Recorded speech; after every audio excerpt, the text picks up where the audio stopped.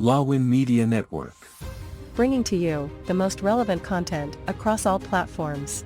Business, legal, politics, health, lifestyle, and entertainment. Your source for all the news and updates in the greater Houston community, from Texas and all over the world. Get informed and empowered with Lawin Media Network.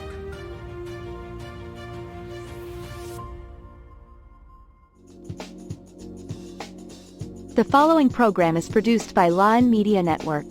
The views and opinions expressed in this program are solely those of the individuals appearing on the show and do not necessarily reflect the views and opinions of Lawin Media Network, its affiliates, sponsors, or partners. The content provided in this program is intended for informational and entertainment purposes only.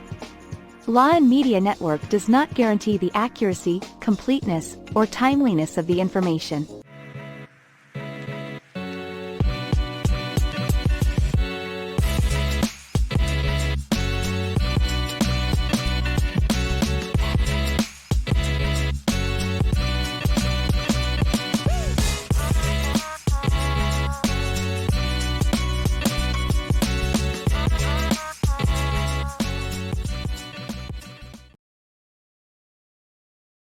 Prepare for an emotional roller coaster as you explore our Be Bold episode clips.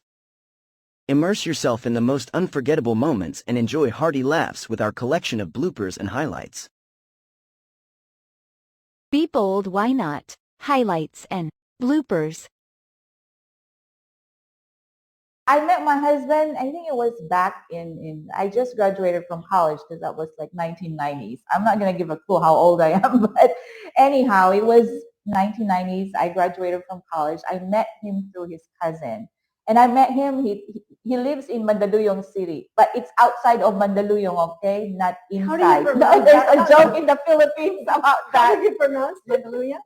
Mandaluyong. Mandaluyong. Yeah, Mandaluyong City. That's where I met him. And then it was actually like, I don't know, when you connect with a person, you know, like just when you look straight in the eye, you feel something. What do you feel, if I can know?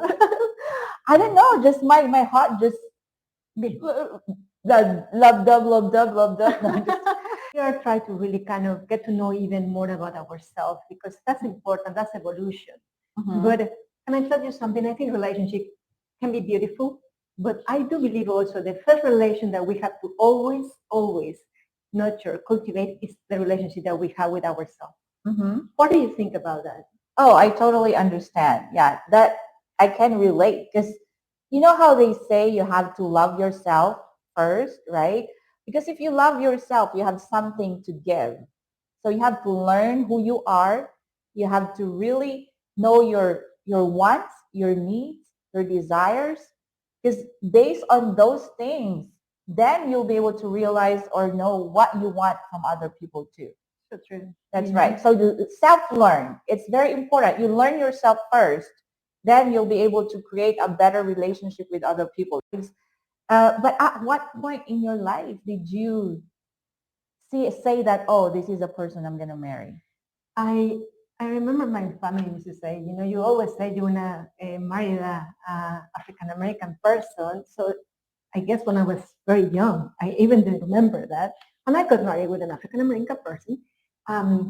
So I think sometimes you have this kind of idea or ideal person, you know, and you're still working on that. You visualize, and then life brings you the person, because maybe you are creating that kind of also, you know, vision, energy, you know, all those things. So I think it was maybe like 19 years old when I got married when I was 27. Mm-hmm. So I would tell you, I was never like going out with a lot of people. I used to have a lot of friends, even until now. But again, you start really changing and becoming more attracted to the opposite sex. So then you start really see like, wow, there is attraction, you know. And then you start really see more that person, you know, with your heart, with your mind. But I will tell you something, it has to be a balance. Synchronicity. It's not just the mind, it's the heart, and even the spirit, because it's the perfect balance now. I could. in the beginning of the relationship, it's knowing each other. It's a little bit of a challenge because we try to appear like we're good, right? Because we're trying to impress each other. So we're trying to behave the best that we I can. love what you say because it's so true. It's true. You try to impress, and guess what? I have found out when you try to impress someone, you're losing your identity because there's going to be a point in where you cannot continue just saying yes to everything. So you become that person that become like a shadow without even the intention. So it's very important, be yourself. Don't try to always please. Don't try to always say yes because you're gonna be losing yourself in the middle of that kind of relationship without even notice. Yeah, and that's very true. And it's not just when you are in a relationship like a man-woman relationship that you have that kind of a challenge. Because even in like friendships, sometimes you try to please everybody just because you want to be accepted, you want to be in, you want to feel you belong, you want to. So you try to like go with the flow, and you're losing your own identity. And Yeah, just like what you said. I'd like to ask the audience if they have any comments because maybe they related with this. Maybe you're in a relationship because you're trying to please always your boyfriend or your girlfriend or your friend. That's not the way it should be, because we have our own identity. Yeah. We should learn when to say no, when to say yes. What do you think are the biggest or most important things that you have learned from your parents growing up? Oh, yeah. That's a very good question. Yeah, let's go with She can go. who. You want to listen to you first, huh? So Mara, you go first. Marcus said you first. He's a gentleman.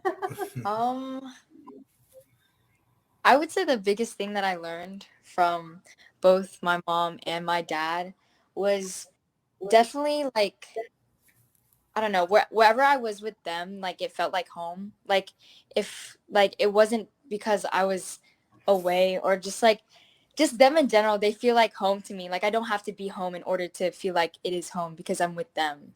Like they're very caring and stuff, so they bring home to wherever we are. And I just want to do that with like to my future family if I ever have one. What about you, Marcus? For me, I mean, I'll say easy. It's like just been the sacrifices that my parents have made. I mean, to start with my mom, I mean, my mom came. So, when my parents got divorced, I was in Mexico from 2 to 5, and then I went back to the States. And my mom, she left her. I mean, for her, family's everything. And I mean, family, including me, but also, her relationship with her parents, her sisters, everything.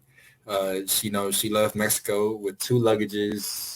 That's it, barely any money. And, she started her life for me here in Houston. And I remember specifically, like, I had some friends from school and I wanted to like hang out, like invite them to our new apartment stuff. And we didn't have any furniture. Like we didn't have anything. Literally, it was just carpet and that was it. And my mom was worried, like, well, what are they going to say? What are they going to do? Da, da, da, da. And literally we had like the best time. We enjoyed like, just playing, our company. I mean, from everything from like my mom said, my training. I remember I used to be in band. I used to play the clarinet. I remember once I had forgotten like some pants so it was like, oh, you have to be in a uniform and stuff. And it was like literally like 30 minutes, 45 minutes to my show and I didn't have my pants and I was stressing, what am I going to do? I'm going to and my mom was like, don't worry. Like, she's always solved every problem. It's like, don't worry, we're going to find a way. And like, she let me borrow some. I mean, it looked a little funny, but I mean, it was better than nothing, So that, and I mean, same with my dad. My dad, since I was a kid, I mean, my dad played football. I learned it from him. I went to play as I played at 9. I went to play younger, but he didn't let me till 9. But I mean, he's always been my coach. My dream has always been to, get a scholarship. I didn't want to, let my parents pay for school. Like it was like my dream as a kid, and he led me to that dream to be able to do that for my mom and my dad. So my dad was always on time with, my practices. He would come to my, like in 3rd, 4th grade, we would have lunch. He would come to my school lunch, eat with me. I remember once he bought ice cream for my whole classroom. I mean, he would be at the field days. He would volunteer, be chaperone. I mean, he always had a really good relationship with me. And it was nice, so that's something I really, look up to my parents and I really appreciate that because, I mean, formed me to the person I am today. So, yeah. Wow, we have very good answers. You two are just So anyway, we thank you so much, Marcus and Mara, Thank you for the having me. M&M. They're M&M. Thank you for the time. Thank you for this. Right? You have to pick your battle. Like, not every time that they make a mistake, you have to make it a big deal. That's true. Yes. That's so true. Yes. Sometimes you just have to really kind of say, okay, I was in their shoes, in his shoes, you know? Mhm. So you cannot be like, no, ignore that fact, because again, it's about connection. It's about, understanding his feelings, his emotion in this case, Mhm. like he's now in 22 years old. I was in his shoes. I was abroad also. I was in the same school. So I know a lot of the journey that he's experiencing. Although believe it or not, it's different the generations. Oh yes, there's a big generation gap, but we just have to understand that as well, because I think a lot of times parents, they are so set on this is the right thing. It's like some parents like are black and white. I grew up like this, then you need to listen to me. But no, No it's, anymore. I don't yeah, think not it's, anymore. We gotta adapt to the changes. We gotta consider and respect the generation gap, because the ways before may not work. Yeah, No. they don't work now, but we just Absolutely. have to give credit for our kids too, because it's not that they're not listening. It's not that they don't want to follow you, but look at what are their involvements they have. And it's also I like they're working think- so hard, and then we expect them to still do a lot of things outside of what they're doing, and it's like it's a pressure for them. But So also, I yeah. think that's You are guided all throughout by the school system or the education system. At the same time, of course, it's you. It's always going to be you who's going to determine or who's going to know what you really want in life. And as long I as you're think that following that's it, yeah. important too. Yes, I think that's important to actually get to know yourself. Mm-hmm. Because once you start getting to know yourself, you're going to see, I like singing, I like dancing, I like painting, I like communications, I like to engage with people, I like to, it's more about get to know your skills, your knowledge, what is easy for you, what comes natural, because that's very important. That's going to give you a direction in your life. Sometimes many people also start studying any kind of career just because they have the pressure from parents. I believe that you have to listen to yourself. You have to be very bold to stick to them, because it is important. If you love arts and then they are asking you to go in medical school, it's going to be a struggle. It's going to be a frustration. It's not going to be something that you're going to enjoy.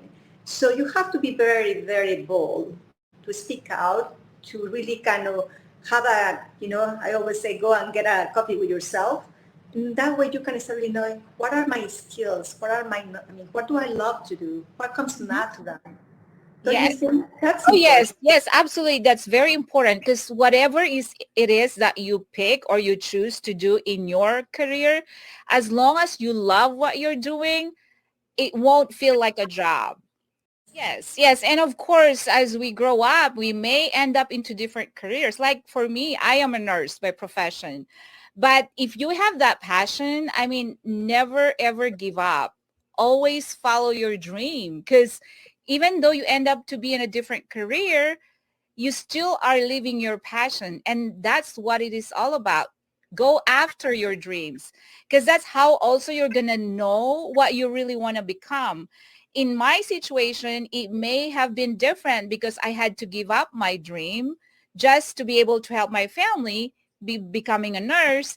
But it doesn't mean that I gave up on it. I always had that desire in me. And then God knew that that's what I always wanted. So whatever God has started in you, he'll be very faithful to complete it. And now he's pouring in all the opportunities.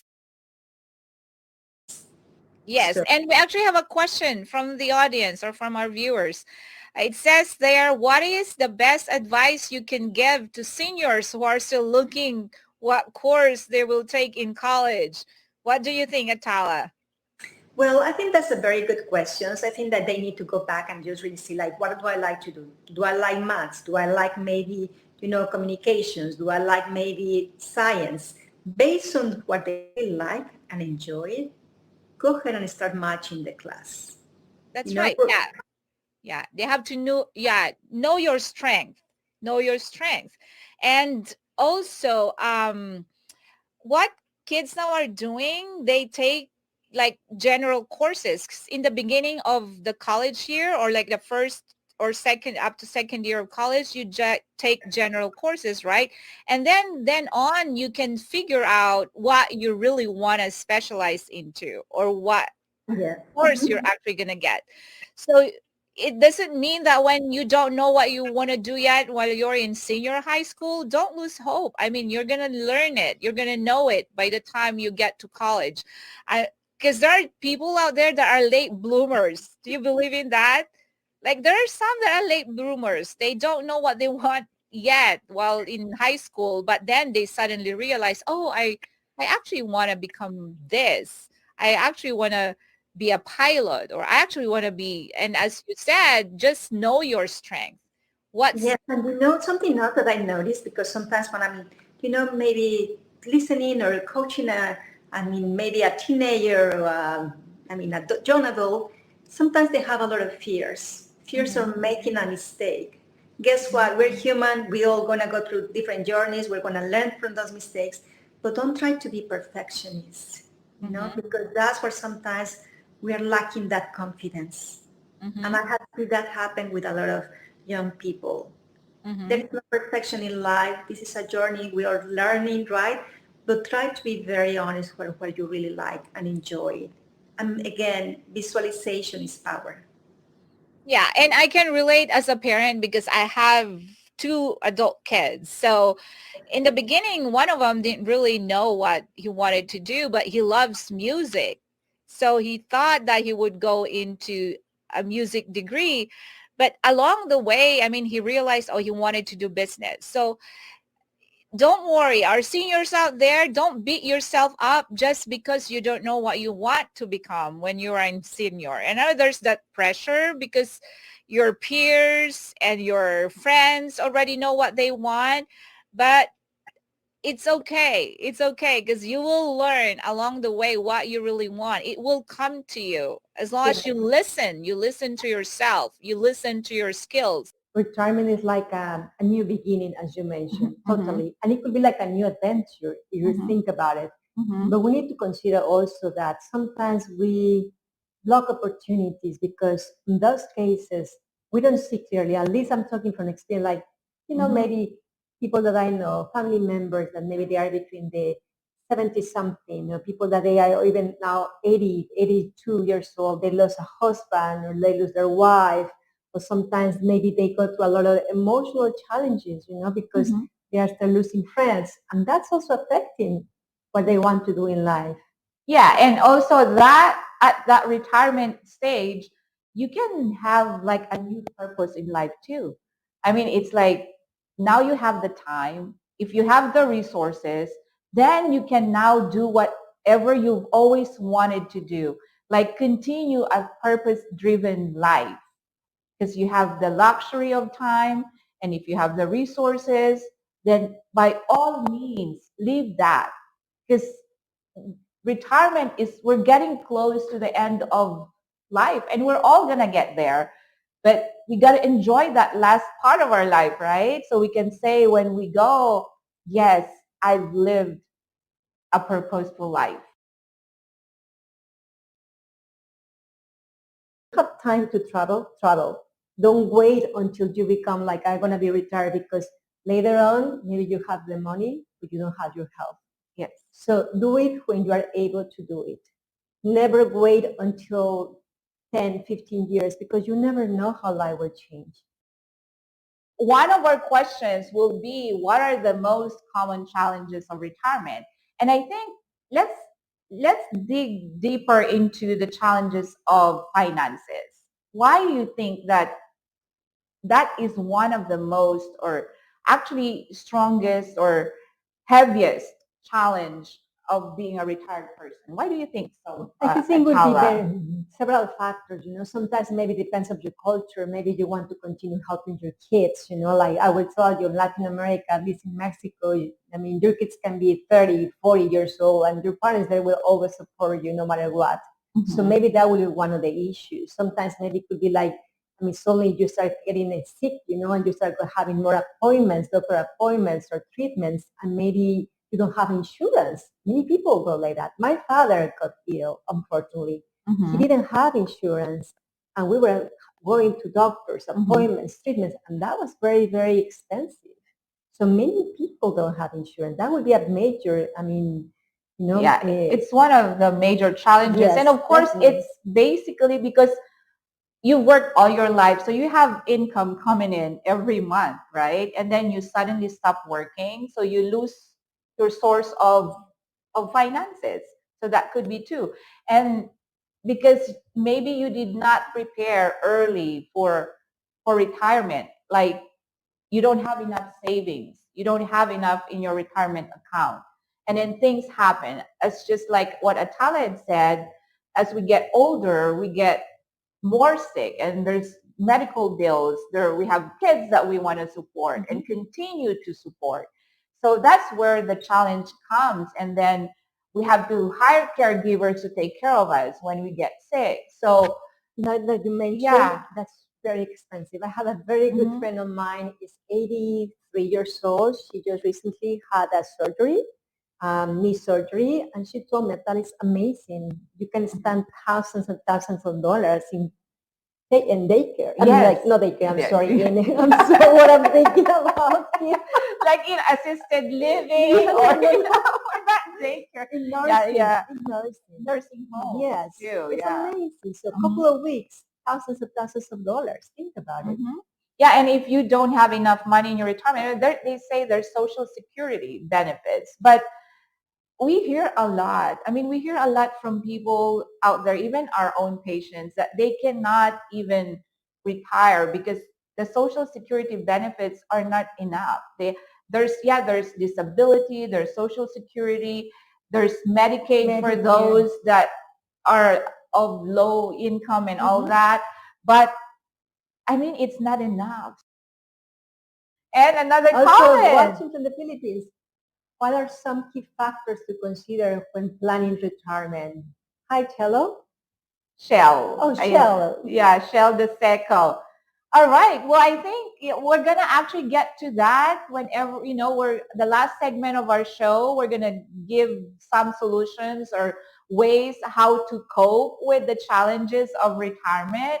But just to answer that quickly, I think it's important. It doesn't mean that retirement is like you only prepare when you're close to it. It's good to prepare for retirement early on. It's a journey. Yes, because it's a journey. It's like, it's not set to like, I'm going to start when I'm this. The earlier you prepare for your retirement, the better you'll be.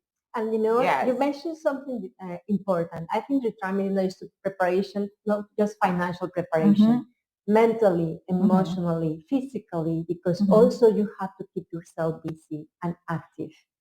In that way, when that moment comes, you're going to be more prepared. That's right.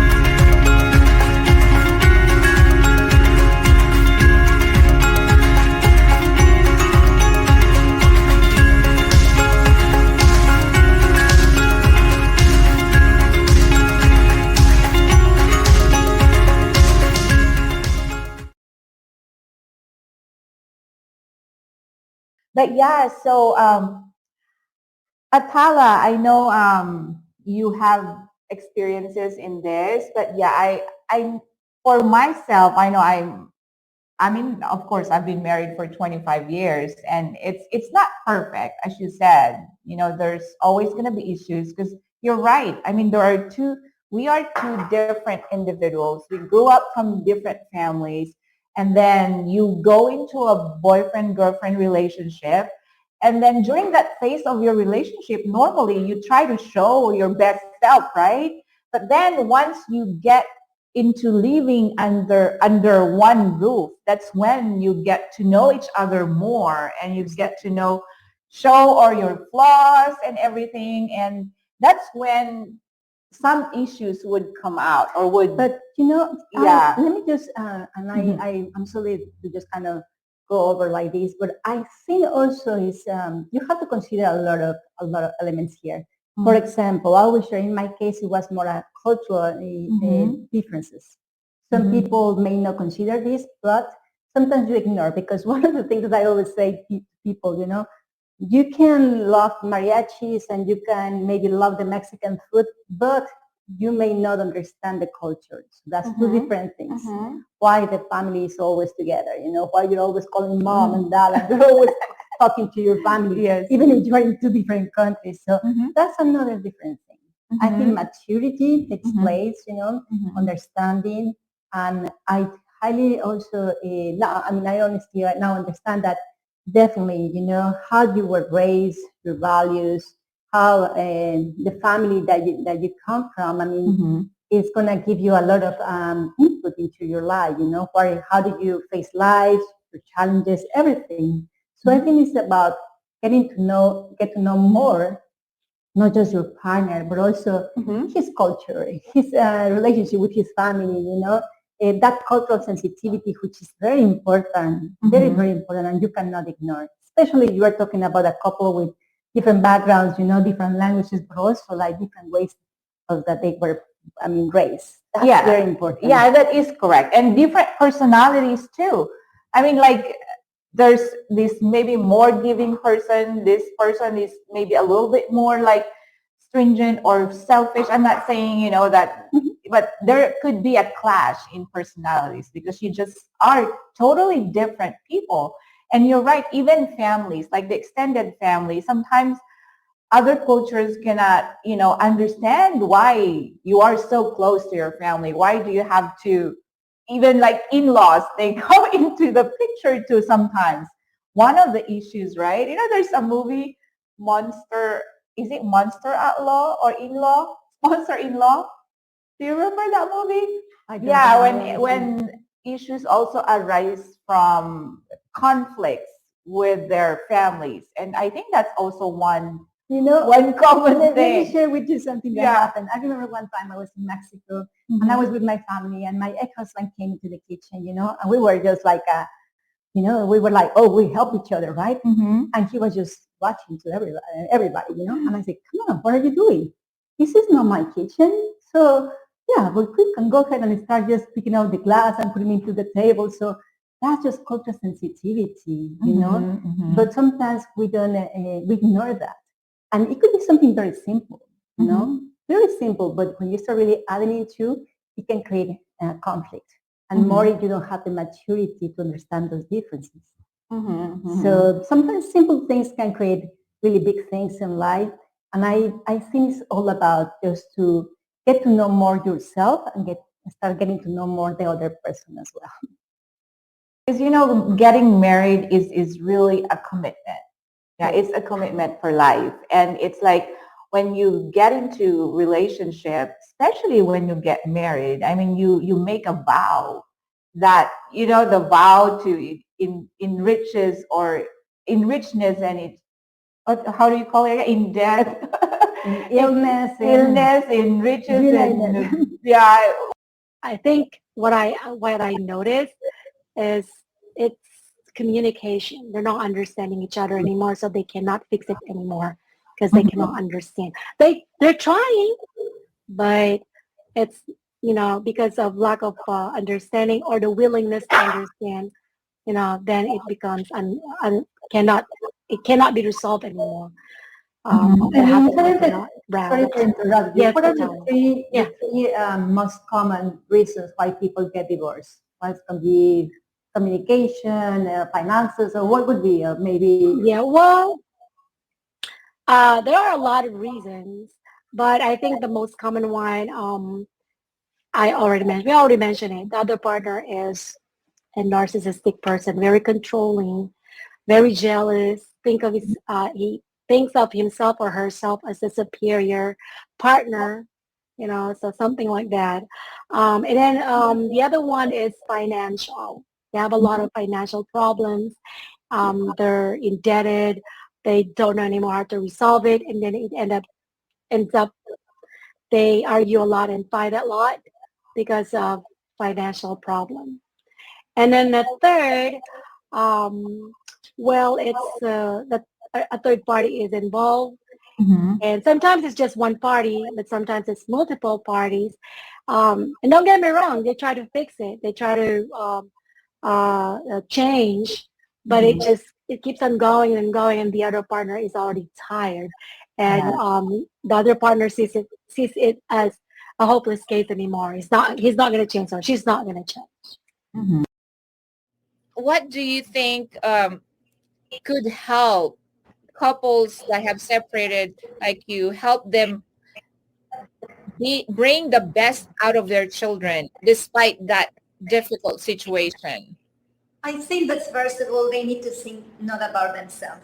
Remember that when you go through a divorce, separation, you are acting based on your emotions. So your emotions most of the time are from resentment, like a lack of self-esteem, maybe fear, maybe frustration. All those emotions, they don't lead you to something positive in life, regardless what is the life transition. And I will tell you to look always what is the best for your kids as well. Try to keep in mind that we want to raise kids that they are as healthy as possible, mentally, emotionally, spiritually, right? Because that's important. We're raising kids, we're shaping the life of somebody. So think about also, not just at the moment. I know that we react over everything. Can I tell you something? It's important to learn to respond. And when I say that, it's important to learn to respond actually using love, forgiveness, which is very fundamental. It's not easy, but it's a process about truly choosing the good things that are happening. No, everything is wrong, right? You are actually having the opportunity to cultivate, values, principles in a person's life. So there is a lot of good things that are happening, and I do believe that we need to focus in what we can not control, but what we can actually, how we can not control. I'm sorry, like how do you want to see this little kid or little girl, raising up, growing up? What are the values that you want to instill in that person?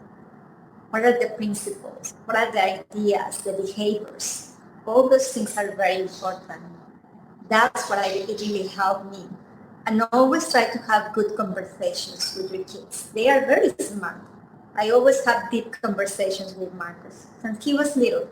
I know we probably have of course, there are some issues or challenges going through that life after divorce, but what are the most common parenting issues that you have gone through while, after you went through the divorce process? Can you tell us any of I, your experiences? yeah, I think for me it was more like maybe sometimes the desire, about, in your mind when you go through divorce, you're still wishing, that, I mean, you want to see, like your son or your daughter to be with mom and dad. So it's more like emotional healing that needs to take place, definitely.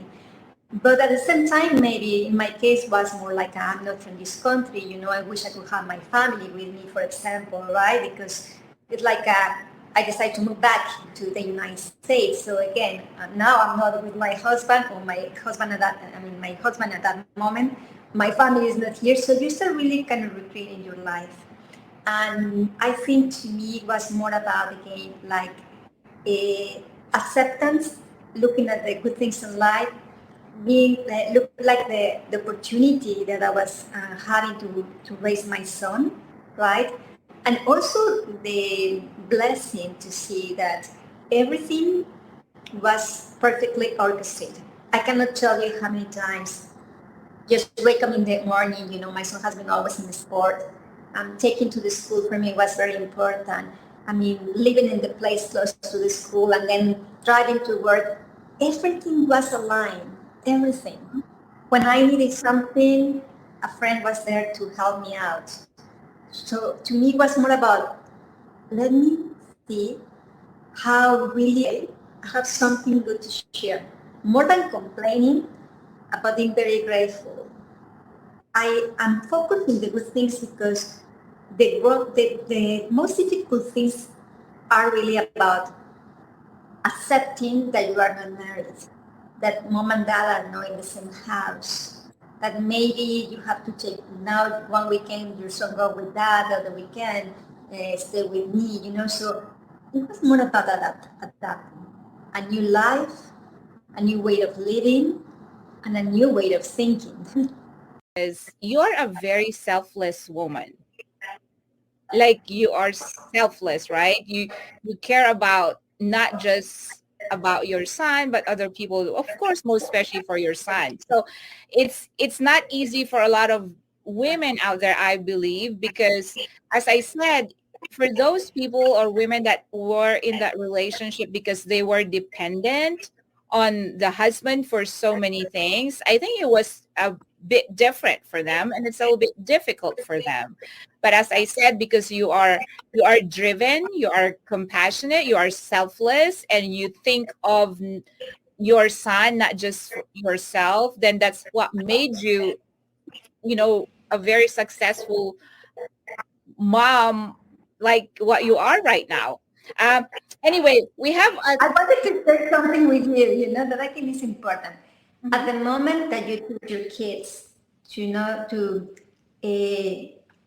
be themselves, to look at the good things in life, to try to keep a balance, guess what? They're gonna be very unselfish. They're gonna also, I remember one time, I always try to keep a balance, do things on my own, to go to the gym because he is always in the sport. So mama also, no has to, but I decide to also embrace like going to Zumba and do little things here and there for myself. One day I was like, I wanted to stay with you after work. Saying, no, mom, you are important. Go to your Zumba classes. So it's very important because when I'm saying we're shaping the life of somebody, he's learning, she's learning from you. So it's very crucial. What are the tools, the skills, the gifts, the values, the principles that you want to cultivate in your children? Think about it. want to know, what about you? I mean, because we talked about, of course, how it affected Marcus, but what about you? Was it hard to let go? And then when did you come to realize that, oh, like you're already free? Because of course, in the beginning, you still had to go through that process, right? The emotional process. But when did it come to a point where like I'm free and that you have fully accepted? And was it hard to let go?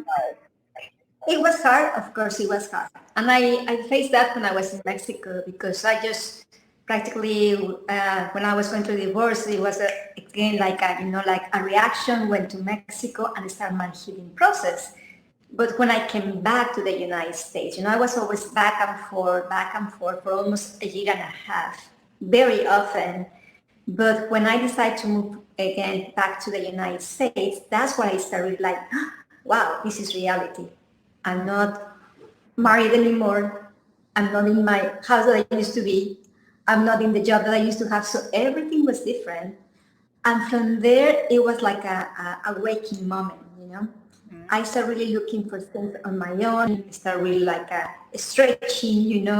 It was amazing, honestly, because if I'm telling you how many things I did, you will not believe it. I was just like, when you are so eager to make things happen, which I think is one of the most beautiful stage, honestly, too, because you are not in your comfort zone. You have to move. You have to take action. You have to be creative. You have to, ask for, you need to find answers, period. So I think was after I'm moving back to the United States, it hit me because I was living so close to where I used to live before, and I did it on purpose. That way my son could go back to his house. And it was a challenge for me. Yes, it really was, A lot of emotions came back, a lot of mixed feelings as well. And sometimes I was like, wow, I can understand why I'm in this situation. But I always have this kind of strong faith.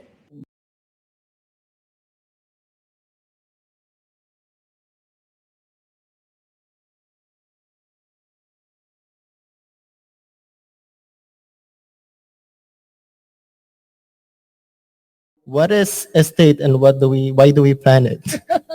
What is estate planning? Actually, good question. I love that question. What is estate and why do we plan for that? You say estate, we're talking about what comes into your mind? Mine is like land and property, houses. Yes, you're right. Assets. That's your estate. That's why when somebody passed away, we settle the estate. That's what we do when we do probate. We settle the estate because the estate is what you left for your loved ones. So while you're alive, you're accumulating this estate. Why we say estate planning? Why? Mm-hmm. Well, because mainly the reason why you're doing the planning is you're thinking about what will happen when you pass away, most likely, right? I mean, we all pass away someday. I know. It's just a matter of when. Hopefully not too soon because we want to enjoy our Drive safe, eat healthy, go to the gym. Yeah, you have to want it to have it, right? Because if you don't want it, it won't come to you. It's like your dream. You have a dream, but you're not doing anything to go after your dream. You have to chase your dream, right? So you have to have that want. You have to have that desire to want something so you can grow. But people encounter, some gaps or like that's things that stop them. And I think we all do. That's right. There are things that stop us from wanting to grow. And, some few things that I can think of that actually John Maxwell shares in his book, The 15 Invaluable Laws of Growth, is like the assumption gap. We assume that we'll just grow automatically. But and actually, I think that for that to happen, you have not just to be intentional, you have to also pause sometimes, because think about it, when have you grow the most? If I am seeing myself, I grow the most when something is happening, something that is uncomfortable, something like a life transition just hit me, and you go through the process, but then you start really saying, wow, I want to learn something from this. In that way, it's not just intentionally what is happening into your life, but you are intentionally deciding to grow. We don't know how to grow. So it's like there's a knowledge gap in there. Yes. Yeah, because we don't take the initiative on the things that we want, that we need to learn for us to grow. So we lack the knowledge. Like, for example, like anything in life, like when some people say, I wanted to, I don't know, start a business or maybe lose weight or whatever it is, you need to be intentional. What do I really want? And how much do I want? And I think it's about also when you're talking about the knowledge. Yeah, you have to find resources. You have to find maybe mentors, coaches, people who knows already the way, and that you can actually connect with those people because they already experienced, their growth, and also they can be a good guidance in your life. And we all need those people also. That's right. That's why they call it knowledge is power. Right? Yes. Yeah. For us to be able to grow, we must know ourselves first, right? Because how can we grow if we don't know where we're at? How can we go, or how do we know where we want to be if we don't even know where we're at? So the law of awareness is also very crucial and important in our personal growth. We have to know our strengths right? Interest, Our weaknesses, talents too. talents, that's right. And the opportunities that are surrounding us. And you know, once we identify those, cultivate them because it's very important. Many times I was the other day talking with somebody has a lot of talents and gifts and all these things. Please make a list of all those things because they are inside of you. They are not outside. List them, choose them, read them, own them, because in that way your self-esteem is going to grow, and also you are going to start taking action. That was very crucial for her. She said, "Wow, she did it over and over, and now her self-esteem is going up, but also she knows more her value. She become aware about who she is." That's right. And one thing that you can actually do is to list. Make a list of your strengths, of your weaknesses, of your interests, and the opportunities that surround you, and your talents, and you can rank them. Right? I think that's very powerful. Yeah, Every you time can. Yeah. that you list something, that you write something, you know, that message goes straight to your brain. You start really kind of connecting with, that affirmations, statements, you know, and you start really own them.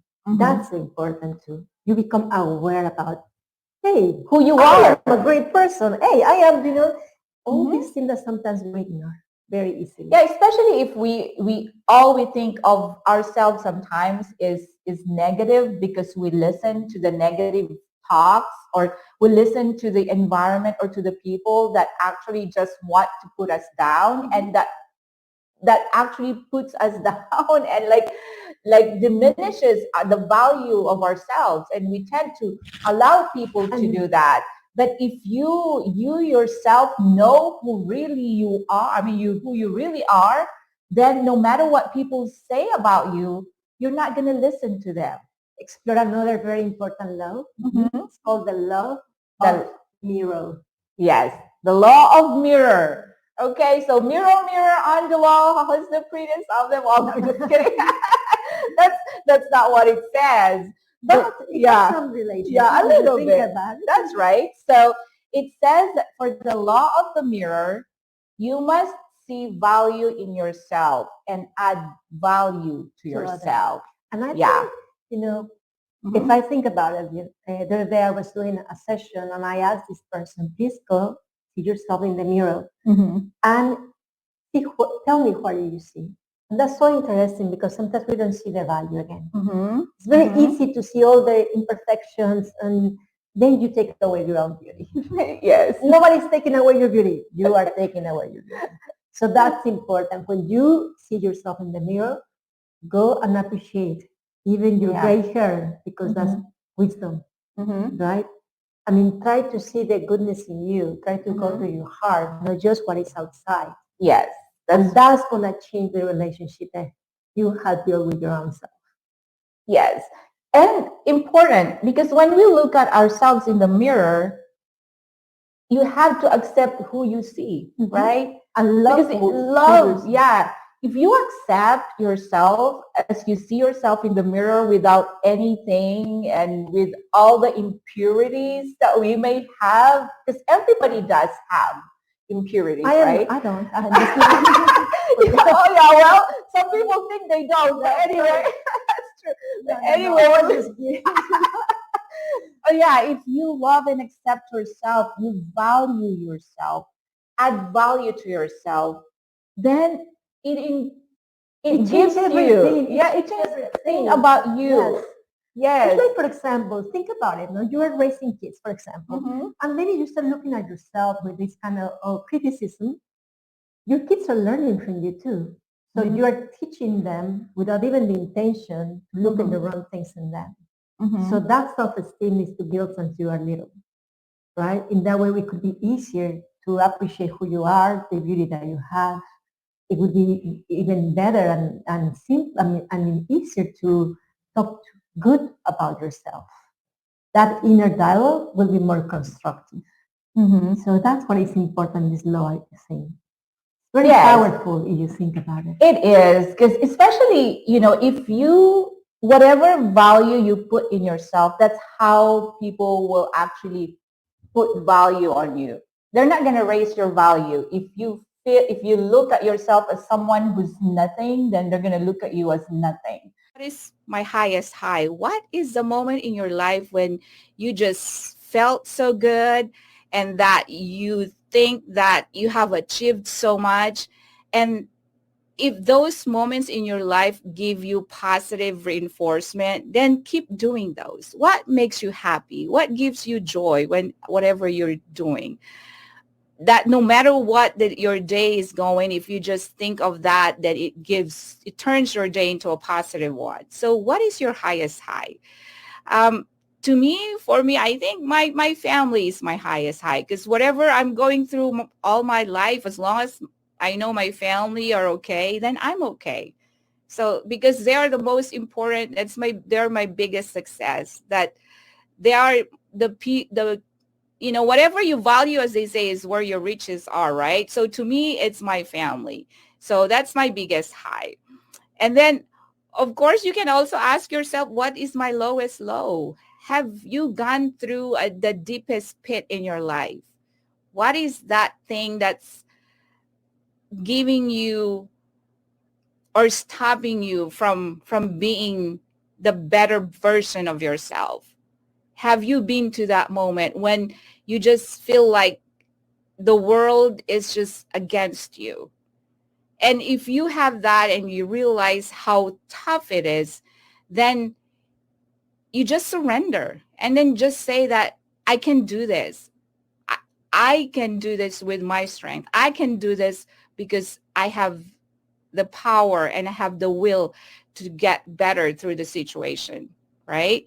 So of course, waiting is like, it's just an excuse. So being consistent is actually not just about discipline, but actually being productive, right?